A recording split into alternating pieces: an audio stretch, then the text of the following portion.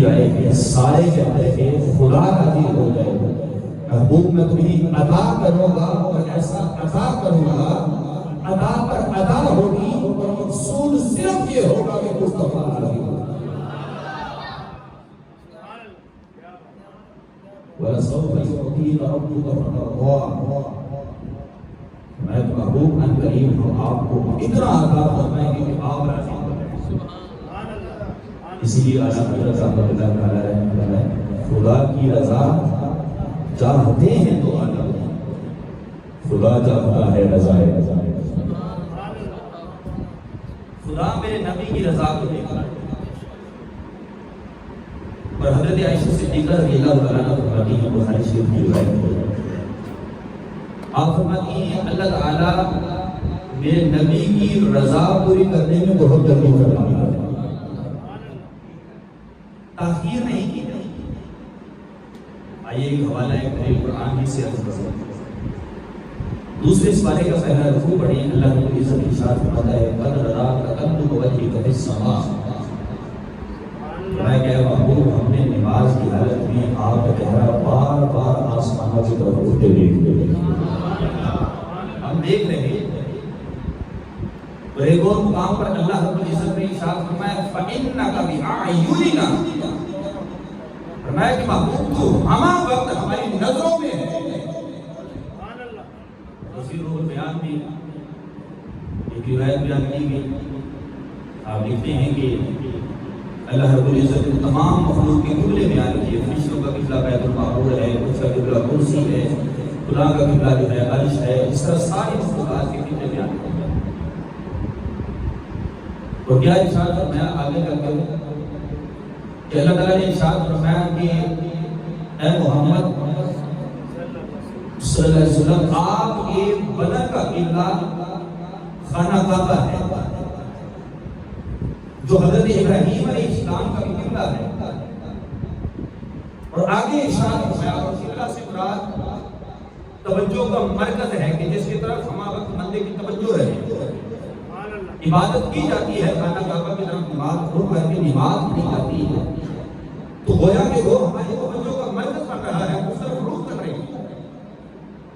اور میں کہ محبوب تیرے بدن کا قبلہ خانہ کعبہ ہے، وَقِبْلَةُ رُوحِكَ أَنَا، اور محبوب تیری روح کا قبلہ مجھ خدا کی ذات ہے۔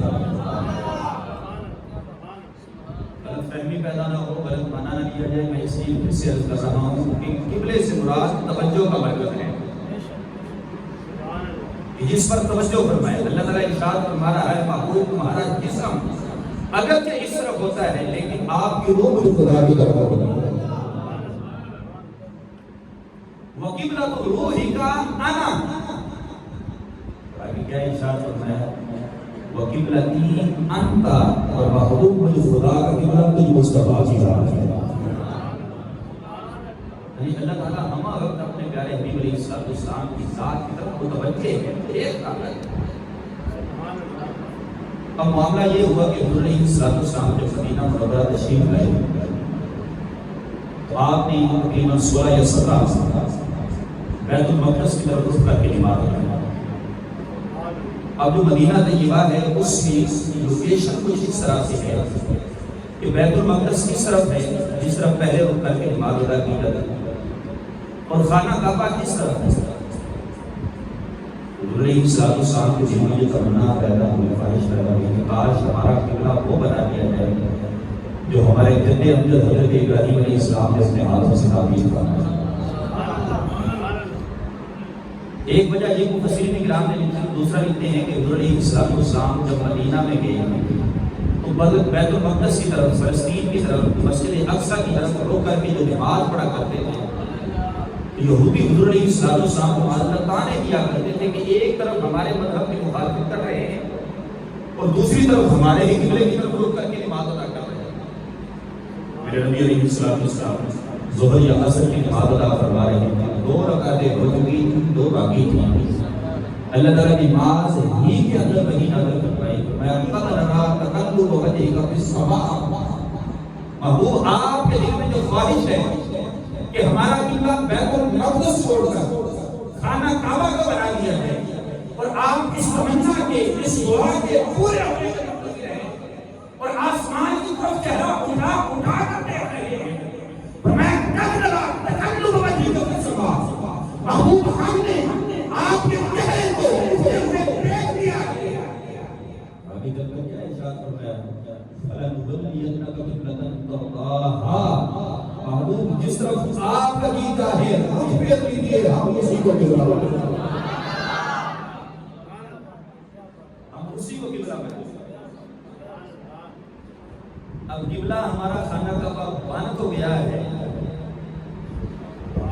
لیکن اس آیت کے چھوٹے سے حصے میں فَلَنُوَلِّيَنَّكَ قِبْلَةً تَرْضَاهَا بہت بڑی بات ہے۔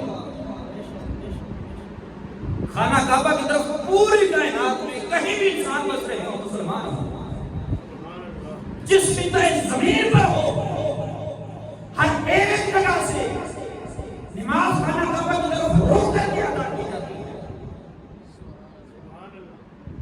بنا تو اللہ تعالیٰ کے حکم سے ہے، لیکن اللہ تعالیٰ کیا ارشاد فرماتا ہے؟ فَلَنُوَلِّيَنَّكَ قِبْلَةً تَرْضَاهَا، اب وہ ڈائریکٹ میں حکم نہیں دے رہا، ان کو بتا رہا کہ خانہ کعبہ جو ان کا قبلہ بنا ہے، اگر کہ میرا حکم بھی اس میں شامل ہے، مگر اس سے بڑھ کر میرے محبوب کی وجہ یہ تھی کہ ہمارا قبلہ فلسطین بیت المقدس کو چھوڑ کر خانہ کعبہ کو بناتے ہوئے محبوب پوری امت کو اگر یہ حکم دیا جا رہا ہے، تو ساتھ یہ پیغام بھی دیا جا رہا ہے کہ خانہ کعبہ جو تمہارا قبلہ بنا ہے، اس میں میرا حکم واضح ہے، رضا مصطفیٰ۔ دیکھیے آگے چل کر فرمایا فَوَلِّ وَجْهَكَ شَطْرَ الْمَسْجِدِ الْحَرَامِ، پہلے نہیں فرمایا، پہلے کیا فرمایا؟ فَلَنُوَلِّيَنَّكَ قِبْلَةً تَرْضَاهَا، بابو ہم اسی کو قبلہ بنا دیں گے جس طرف آپ رخ کر دیں گے۔ حضور علیہ الصلوۃ والسلام کی منشا میں نے روایت کی حضرت عائشہ صدیقہ رضی اللہ تعالیٰ عنہ فرماتی ہیں کہ اللہ تعالیٰ بڑی جلدی فرماتا ہے حضور علیہ الصلوۃ والسلام کی دعائیں پوری کرنا، محبوب ہے نا، حضور علیہ الصلوۃ والسلام اللہ کے محبوب بھی تو ہے نا، تو محبوب کے ناز بھی اٹھائے جاتے ہیں اور خواہشات کو پورا بھی کیا جاتا ہے، اور محبوب خدا کی شان ہی دیکھیے کہ نماز ادا کر رہے ہیں تو نماز کے اندر ہی یہ منشا پیدا ہو رہی ہے، دل میں خواہش پیدا ہو رہی ہے، نماز ہی کے اندر اللہ تعالیٰ نے کہا کہ فَلَنُوَلِّيَنَّكَ قِبْلَةً تَرْضَاهَا، محبوب جس طرف آپ راضی ہیں اس طرف رخ کر لیجیے، ہم اسی کو قبلہ بنا دیں گے۔ محبوب کے دل میں یہ خیال آیا ہوگا کہ اللہ پہلے نماز پوری کر لیں، خدا نے کہا محبوب نماز بعد میں پوری ہوگی، پہلے تمہاری خدا ہوگی۔ نعرہ تکبیر، نعرہ تکبیر، نعرہ رسالت، نعرہ غوثیہ، نعرہ تحقیق، جشن میلاد مصطفیٰ۔ فَلَنُوَلِّيَنَّكَ قِبْلَةً تَرْضَاهَا، اب یہ جملوں پر غور کیجیے، قرآن کا ایک ایک حرف وہ تو بے شمار اسرار رکھتا ہی ہے، لیکن قرآن کی ترتیب میں بھی بڑے اسرار اور راز رکھا ہے۔ فرمایا فَلَنُوَلِّيَنَّكَ قِبْلَةً تَرْضَاهَا، پہلے فرمایا کہ قبلہ اس کو بنائیں گے جس طرف آپ کی رضا ہوگی، اور اس کے بعد فرمایا فَوَلِّ وَجْهَكَ شَطْرَ الْمَسْجِدِ الْحَرَامِ، آپ خانہ کعبہ کی طرف اپنا چہرہ پھیریں۔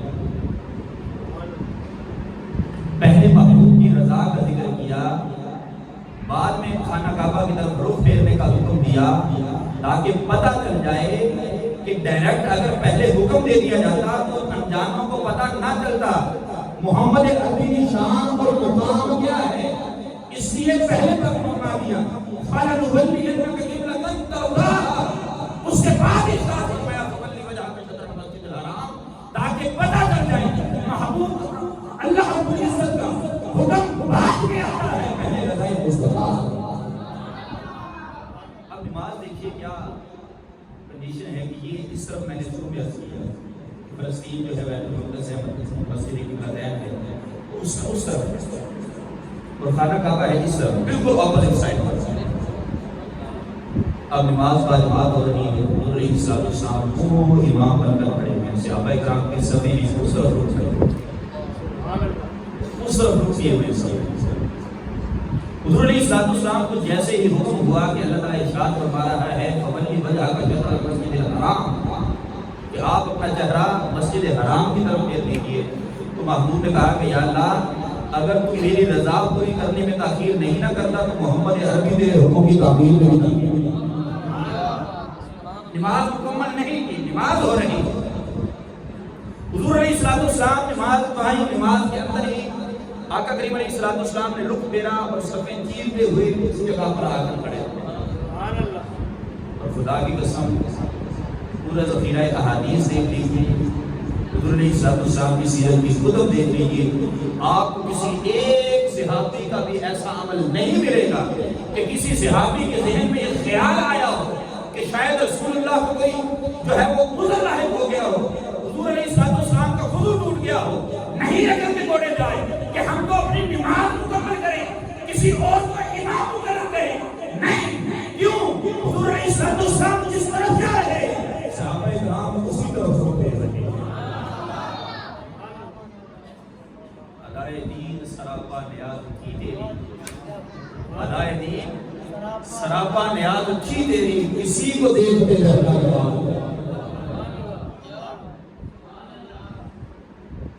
حضور علیہ السلام کے صحابہ تو بس آپ کی توجہ تو حضور کی طرف ہی ہوا کرتی, آپ کی طرف ہی ہوتا. جس طرف وہ نظر نہیں آتے ہم وہ رستہ ہی چھوڑ دیتے ہیں. کعبہ بنتا ہے اس طرف کی ریاض اور ادھر کو وہ موڑ دیتے ہیں. اب صحابہ کرام نے بھی پیچھے سے حضور علیہ السلام آپ صفیں توڑی, آپ سفر جو ہے انہوں نے سارا کا سارا رکھا پڑا. پہلے اس طرف رک کر کے کھڑے ہیں, سبھی نے چہرے پہ ایسے نام لے. دیکھیے صحابہ کرام کا عشق اور محبت کیسی ہے. انہوں نے نہیں حجتیں بھیجی, انہوں نے عقل کے مفتی سے فتویٰ نہیں لیا, دل کے مفتی سے فتویٰ لیا. اور دل کا مفتی کیا کہتا ہے؟ جس طرف وہ نظر نہیں آتے ہم وہ رستہ ہی چھوڑ دیتے ہیں.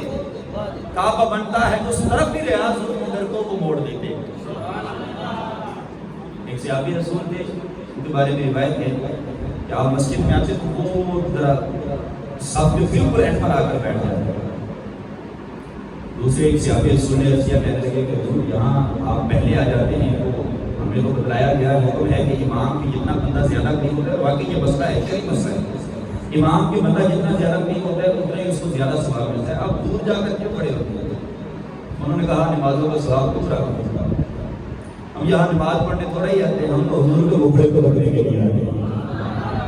کہا کہ یہاں پیچھے کھڑا ہوتا ہوں, بیٹھتا ہوں, تو جب حضور علیہ السلام سلام دیتے ہیں صاف چہرہ نظر نہیں آتا, وہ سائڈ پر جا کر بیٹھ جاتا ہوں کہ جب رسول اللہ اس طرف سلام دیتے ہیں حضور کا پورا صاف نظر آتا ہے,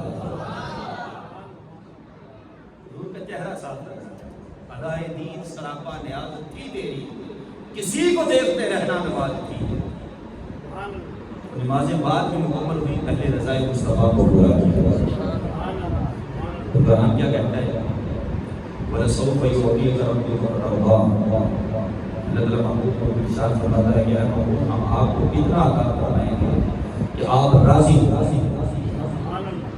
اسی شرح میں علماء کرام نے لکھا ہے کہ حضور علیہ السلام تفسیر میں لکھا ہے کہ آقا کریم علیہ السلام نے ایک بار اللہ تعالیٰ کی بارگاہ میں دعا کی, اللہم امتی اللہم امتی, اللہ میری امت دور ہو رہی ہے.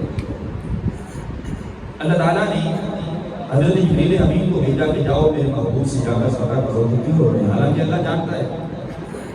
حضرت جبریل امین آئے, حضور علیہ السلام سے بات بھی واپس چلے گئے اور جا کر عرض کیا, تو اللہ تعالیٰ نے فرمایا کہ میرے محبوب کو جا کر پیغام دے دو کہ اے محبوب ہم آپ کے دل کو رنجیدہ نہیں کریں گے, آپ کی امت کے بارے میں ہم آپ کو راضی کر دیں گے. تو ایک تفسیر میں ہے کہ حضور علیہ السلام نے فرمایا کہ اللہ تعالیٰ نے یہ فرما دیا کہ ہم آپ کی امت کو بخش کر آپ کو راضی کر دیں گے. اور دوسری روایت ہے کہ میرے نبی علیہ السلام نے ارشاد فرمایا کہ میں اس وقت تک اللہ سے راضی نہیں ہوں گا جب تک کہ میرے آخری امت کو جہنم سے نکال کر جنت میں نہ بھیجے، جنت میں نہ بھیجے۔ اللہ تعالیٰ تو محبوب کی رضا کو دیکھتا ہے۔ اب یہ عبادات ہمیں دی گئی تھی، محبوب کی عبادت کو تو اللہ نے اوپر ہی چھوڑ دیا۔ فرمایا یا ایھا المزمل، فرمایا اے چادر اوڑھنے والے، قم اللیل الا قلیلا، رات کو قیام کیا کرو لیکن تھوڑا قیام کیا۔ ہم میں سے کسی کو حکم نہیں ہے ساری زندگی ساری ہر سانس پر نمازیں پڑھتا رہے، نوافل پڑھتا رہے۔ اللہ کسی کو نہیں کہے گا کہ نماز کم کرو، قیام کم کرو۔ علیہ السلام کی شان ہی نرالی۔ میں قم اللیل الا قلیلا، محبوب رات کو قیام کیجئے لیکن تھوڑا کر لیجئے۔ آدھی رات کرنا، اب اس کو قلیلا یا اس سے تھوڑا کر لیں، اور زد علیہ یا اس سے زیادہ کر لیں۔ بڑا لطیف ہوتا ہے کہ اللہ نے پہلے فرمایا قم اللیل الا قلیلا کہ محبوب قیام کیجئے لیکن تھوڑا کیجئے۔ سوچا کہ شاید محبوب کا کبھی کبھی دل چاہے کہ زیادہ قیام کروں، زیادہ اللہ کو راضی کروں، زیادہ عبادت کروں، اور میں اگر فرما دوں کہ تھوڑا قیام کرو کہیں اس ڈر سے کہ اللہ کی نافرمانی نہ ہو، محبوب کی عبادت نہ چھوڑ، اس میں تخفیف نہ کر دے، دل چاہ رہا ہو لیکن محبوب کی منشا پوری نہ ہو۔ فرمایا نصفہ، محبوب آدھی رات کر دیا۔ پھر سوچا کہ اگر یہ پابندی لگا دی گئی کہ آدھی رات ہی قیام کرنا ہے تو کہیں محبوب کا کبھی دل چاہے گا کہ زیادہ عبادت کروں، کبھی دن بھر کی تبلیغ سے تھکاوٹ کی وجہ سے کم عبادت کرنے کا موڈ ہوگا۔ میں یہ بھی اس میں خلل واقع ہوگا کہ محبوب آدھی رات کی پابندی ہے، اب تو یہی عمل کرنا پڑے گا، یہاں بھی منشا نہیں ہے۔ نصفہ اب انقص منہ قلیلا، اور ساتھ فرما دیا کہ محبوب آدھی رات نہیں تو اس سے کم کر لیں، اور زد علیہ یا اس سے زیادہ بڑھا لیں۔ گویا کہ اللہ نے محبوب کے لیے کوئی پابندی نہیں رکھی ہے، محبوب جتنا آپ کے لیے آسانی ہو اتنی میری عبادت کی بات۔ بازی ہمیں ملی اللہ رب العزت کے پیارے حبیب علیہ السلام رات کی رات اشرا میں وہاں جا کر اللہ رب العزت نے ہمارے پیارے نبی علیہ السلام کو 50 عبادت کا موقع دیا۔ 50 عبادتیں لے کر حضور علیہ السلام واپس تشریف لائے۔ آسمانوں میں آ کر حضرت موسیٰ علیہ السلام سے ملاقات کی تو انہوں نے کہا کہ اے محمد، یہ 50 عبادتیں تو بہت زیادہ ہیں، آپ کی امت یہ ادا نہیں کر سکے، یہ ان کے لیے زیادہ ہے، آپ جائیے اللہ کی بارگاہ میں اسے تفسیر کروا لیں۔ اب عرش اولی سدرۃ المنتہا سے اوپر ہے، اور حضرت موسیٰ علیہ السلام سے آسمانوں میں ملاقات ہونے کو سدرۃ المنتہا سے نیچے۔ سدرۃ المنتہا کیا ہے؟ ہم نے پڑھا ہے، سنا ہے، قرآن میں بھی اس کا ذکر ہے۔ سدرۃ المنتہا سے حضور علیہ السلام آگے ہے، لیکن ہے کیا؟ سدرۃ المنتہا ایک مقام ہے، ایک حد ہے، ایک باؤنڈری ہے کہ جس سے نیچے والی مخلوق اس کے اوپر نہیں جا سکتی، اور اس سے اوپر والی مخلوق اس سے نیچے نہیں آ سکتی۔ حضرت موسیٰ علیہ السلام نے ایک بار بھیجا 45 ہو گئے، پھر سے بھیجا 40 ہو گئے، پھر سے بھیجا 35 ہو گئے، اس طرح 9 بار حضور علیہ السلام اللہ کی بارگاہ میں گئے، واپس آئے گئے، واپس آئے گئے، واپس آئے گئے۔ سدرۃ المنتہا ایک حد ہے، اس سے نیچے جو آ گیا اوپر نہیں جا سکتا، اور جو اوپر ہے وہ نیچے نہیں آ سکتا۔ لیکن حضور علیہ السلام اوپر بھی گئے اور واپس بھی آئے، اور خدا کو اتنے پسند ہے اس اللہ کے اوپر نجمی اذا ہوا، ہوا کا مطلب آنا بھی ہے، ہوا کا مطلب جانا بھی ہے۔ گویا کہ اللہ نے کہا کہ محبوب تیرے آنے کی بھی ضرورت ہے اور تیرے جانے کی بھی۔ سدرۃ المنتہا سے اوپر گئے اور 9 بار واپس نہیں آ رہے۔ پتہ یہ چلتا ہے کہ اللہ نے ہر ایک کے لیے حد رکھی ہے، لیکن اپنے محبوب کے لیے کوئی حد نہیں ہے، حضور کی ذات کے لیے کوئی حد نہیں ہے۔ اور یہاں ساری حدیں قائم کر کے بتلا دیا کہ میرے محبوب کا ساتھی نہ ہی سدرۃ المنتہا سے اوپر والوں میں ہے، ہماری سدرۃ المنتہا سے کہیں نہیں۔ اب قرآن کیا کہتا ہے؟ اللہ تعالیٰ نے ارشاد فرمایا لا تبدیل لکلمات اللہ، اللہ نے جو فرما دیا وہ بات تبدیل نہیں ہوگی۔ یہاں بظاہر دیکھیں تو ہمیں معلوم ہوتا ہے کہ پہلے اللہ نے 50 نمازیں دی، پھر اس کو 45 کر دیا، پھر اس کو 40 کر دیا، گھٹتے گھٹتے گھٹتے 5 نمازیں آ گئی۔ یہاں تو اللہ کا فرمان تبدیل ہو رہا ہے، لیکن تبدیل نہیں ہو رہا۔ اللہ تعالیٰ نے فرمایا لا تبدیل لکلمات اللہ، محبوب میرا اصول ہے جو بات میں نے کہہ دی وہی ہو کر رہے گی۔ فرمایا کہ محبوب 5 نمازیں اس میں تیری رضا کی میں نے کر دی ہیں، لیکن میرا قول بھی باقی ہے، میں نے نماز 50 کر دی تھی، تیری امت نمازیں 5 ہی پڑھے گی، میں ان کو جو 50 نمازوں کا حضرت موسیٰ علیہ السلام نے بڑے پتے کی بات کی تھی۔ جب کہا نا کہ نمازیں کم کروائیں تو حضرت موسیٰ علیہ السلام نے بڑے پتے کی بات کی تھی، اور انہوں نے یہ 2022 کا دور بھی سامنے رکھ کر بات کی۔ انہوں نے کہا کہ یا محمد میری امت پر 2 نمازیں فرض ہوئی تھی، ان سے نہیں پڑھی گئی، آپ کی امت کی یہ 5 نمازیں نہیں پڑھی گئی۔ اور حالت واقعی ایسی، واقعی ہماری حالت ایسی، ہم سے 5 نمازیں بھی نہیں پڑھی گئی۔ حضرت موسیٰ علیہ السلام نے بالکل ایگزیکٹ پیشن کو فرمائی، ہماری حالت کو سامنے رکھ کر کہا۔ حضور علیہ السلام نے پھر سے عرض کیا کہ یا رسول اللہ پھر سے جائیے، جا کر کم کروا لائیے۔ تو حضور علیہ السلام نے فرمایا نہیں، مجھے اپنے رب سے شرم آتی ہے بات کرنے۔ تو آج دیکھیے ہماری حالت کیا ہے، ہم کس کیٹیگری میں ہیں؟ حضور علیہ السلام نے تو ارشاد فرمایا نماز مسلمان میں اسلام اور کفر میں فرق کرنے والی ہے۔ مسلمان کی اور کافر کی پہچان ہی یہ ہے کہ کافر نماز نہیں پڑھتا، مسلمان نماز پڑھتا۔ ذرا دیکھیں کہ ہم نماز پڑھتے ہیں، ہم کیسی نماز پڑھتے ہیں، کہاں ہم نماز پڑھتے ہیں؟ وہ حسین تحفہ کہ حضور علیہ السلام کو سید الانبیاء تھے، تمام نبیوں کے سردار تھے، اللہ نے یہ مقام عطا فرمایا کہ اللہ تعالیٰ زمین سے اٹھا کر ان کے بلا کر لے گیا، معراج کروائی گئی۔ اور حضور علیہ السلام اس دنیا میں ہی مومنوں کو بشارت فرماتے ہیں الصلاۃ معراج المؤمن، فرمایا دنیا میں ہی تمہاری معراج ہو سکتی ہے اور اپنے باتوں میں جو سبحان اللہ۔ معراج کیا ہے؟ حضور علیہ السلام اللہ کی قرب نہیں ہے، یہ معراج نتیجہ یہی نکلا۔ اور ہمیں حضور علیہ السلام نے ارشاد فرما دیا، کیا فرمایا کہ جب بندہ سجدے میں ہوتا ہے اپنی پیشانی زمین پر رکھتا ہے، اللہ کے سب سے زیادہ قریب پہنچ جائے، انتہائی قرب میں پہنچ جائے۔ اور ہم اتنے غافل ہیں، دنیا داری میں مشغول ہیں، بس ڈٹے پٹے، کوئی ہمیں فکر نہیں، کوئی پرواہ نہیں کہ کتنا انمول دھوکہ ہے کہ اللہ رب العزت کی بارگاہ میں حاضر ہوتے ہیں، کہ الا پر جاتے ہیں اور وہاں سے وہ دھوکہ لے کر آتے ہیں، اور ہم نے اس کی ناشکری کی، ناقدری کی۔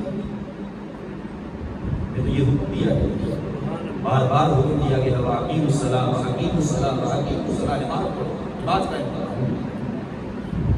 بہرحال یہ ہم کو یہ چیز فرض کی گئی، باقی ہے کہ اللہ رب العزت نے کیا ارشاد فرمایا واللہ ورسولہ احق ان یرضوہ، فرمایا اللہ اور اس کا رسول یہ اس بات کا زیادہ حق رکھتے ہیں کہ اسے راضی کیا جائے۔ صاحب تشریف فرمائے کہ تفسیر کرام میں لکھا ہے کہ یہاں 2 ذاتوں کا ذکر ہے، واللہ ورسولہ، اللہ اور اس کا رسول، احق یہ زیادہ حقدار ہیں، ان یرضوہ کہ اسے راضی کیا جائے۔ رضا کس کی کرنی ہے؟ اللہ اور اللہ کے رسول کی، ذکر ہے اللہ اور اللہ کے رسول کا، اور آگے جا کر ارشاد فرمایا احق ان یرضوہ کہ اس ایک کو راضی کیا جائے۔ مفسرین کرام نے لکھا ہے کہ یہاں جو ایک کی بات ہو رہی ہے وہ میرے اور تیرے نبی محمد عربی کی ذات ہے، اور اس میں راز یہ بنہا ہے کہ اللہ تعالیٰ ارشاد فرما رہا ہے کہ اگر مجھے راضی کرنا چاہتے ہو میرے محبوب کو راضی کرو، ان کو راضی کرو کہ میں خدا کی راضی ہوں۔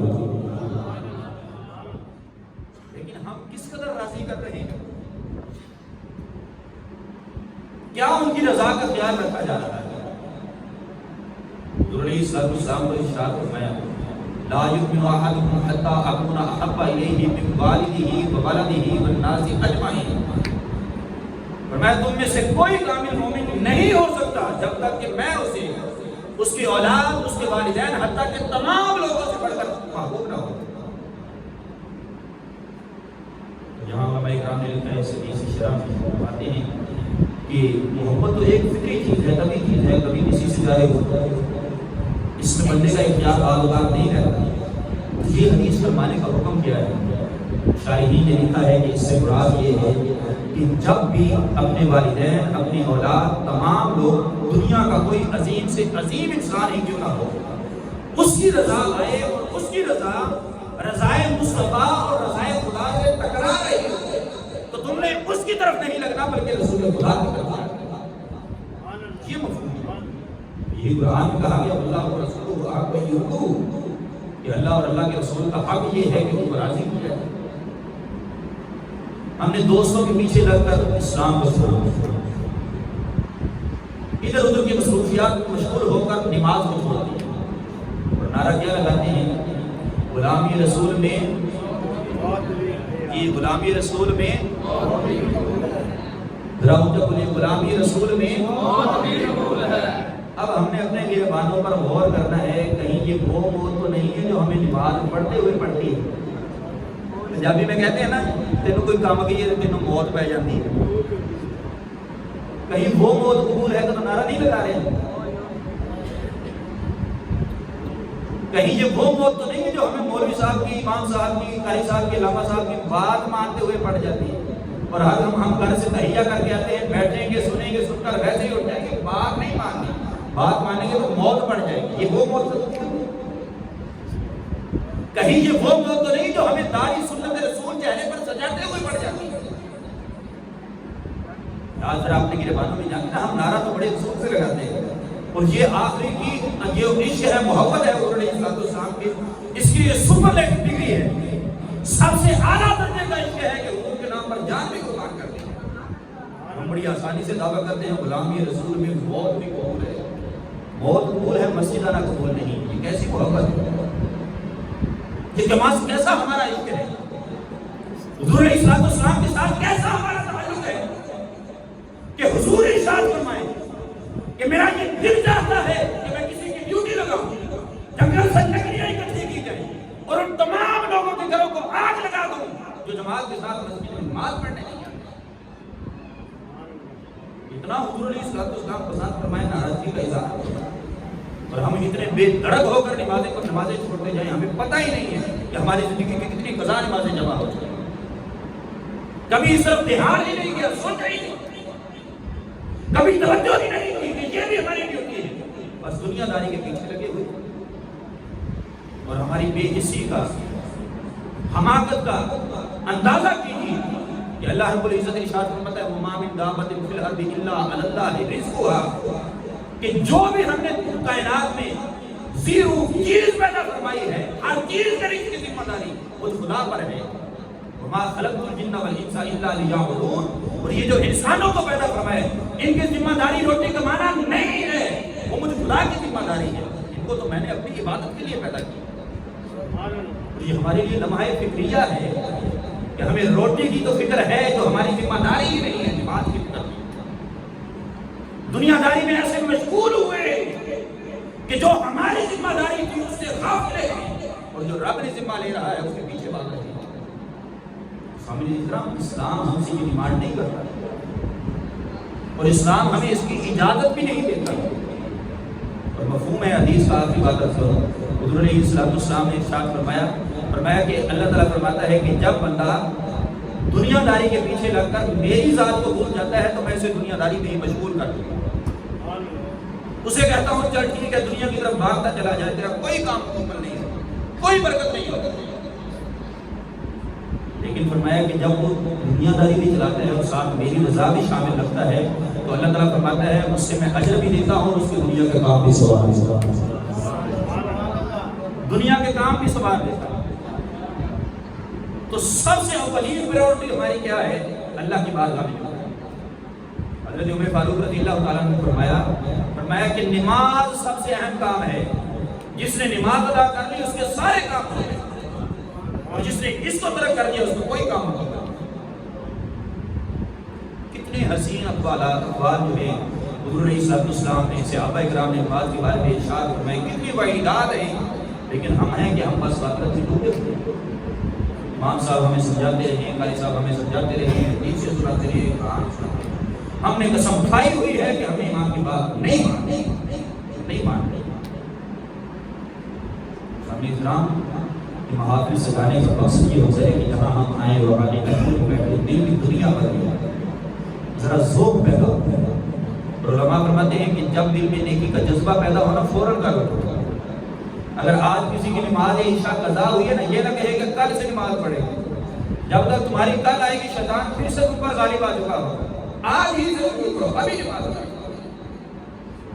کل پر چھوڑو کہ شیطان کو پھر سے موقع دے دو کہ کل تک تمہارے پاس ٹائم ہے، مقابلہ کرو، اگر جیت گئے تو نہیں پڑھوں گا، اگر ہار گئے تو پھر سے نماز پڑھوں گا۔ میں نہیں، اپنی تاکید کرو، اس کو موقع ہی نہ دو، اس کو موقع ہی نہ دو، فوراً چلے گا۔ آج تحیہ کیجیے، موالا نہیں لیتا کہ ہاتھ اٹھائیے کون کون نماز پڑھے گا، اپنی ذات کے ساتھ تحیہ کیجیے، ارادہ کیجیے کہ آج سے ہم جو جس حالت میں بھی ہوں گے، یہ کپڑوں کا بہانہ لگاتے ہیں، یہ ہمارے کپڑے ناپاک ہیں، ہمارا جو ہے وہ بدن پاک نہیں ہے، ہمارا یہ فلاں عذر بیان کر کے چلے جاتے ہیں، اور یہ سارے کے سارے عذر انسان کی طرف سے قطع نہیں ہوتے۔ شیطان دل میں یہ بات ڈال دیتا ہے، بہانہ ہے، بس یار یہ کپڑے پاک نہیں، جسم سے بو آ رہی ہے، بدن صاف نہیں ہے، اس لیے میں نماز نہیں پڑھتا۔ یہ سارے کے سارے چالے، سارے کے سارے ہیلے بہانے شیطان اس کے دماغ میں ڈال رہا ہے، تو بندہ بس انہی پر اکتفا کر کے گھر میں بیٹھ جاتا ہے۔ نماز شروع کیجیے، آج ہی سے شروع کیجیے، اور نماز سے عشق محبت و عشق مصطفیٰ کا آغاز یہیں سے ہو۔ اللہ جل وعلا ہماری حاضر